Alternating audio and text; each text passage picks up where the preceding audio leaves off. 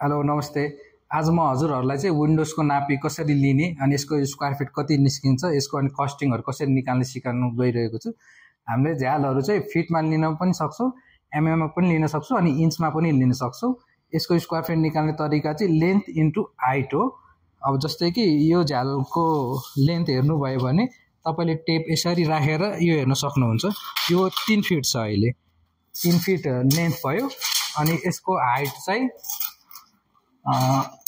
यसमा 5 फिट भयो अनि यसलाई इन्टु गर्दिने 3 इन्टु 5 गर्नु भने 5 3 चाहिँ 15 स्क्वायर फिट भयो। अब स्क्वायर फिट 15 निस्किसकेपछि यसको अब रेट कति छ अनि रेटलाई मल्टिप्लाई गर्नु भने यसको प्राइस निस्किन्छ।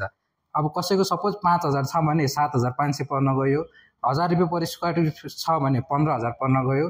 हाम्रो यसको यो कलर प्रोफाइलको चाहिँ 1650 छ रेट, लगभग यो 25000 पर स्क्वायर फिट पर्न जान्छ।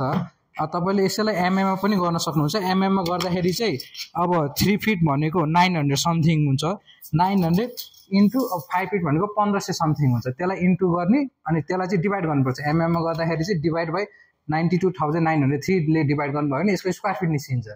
अनि त्यसैलाई हामीले यो रेटले मल्टिप्लाई गर्नुभयो भने झ्यालको कस्टिङ निस्किन्छ।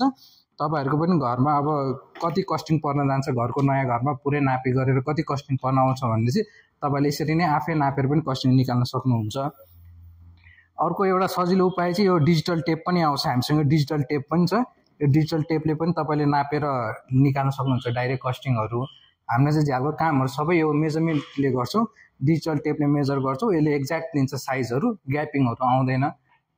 अनि हजुरहरुलाई गुणस्तरीय ब्रान्डको यूपीवीसी एल्युमिनियमहरु चाहिन्छ भने हामीलाई सम्पर्क गर्नु होला।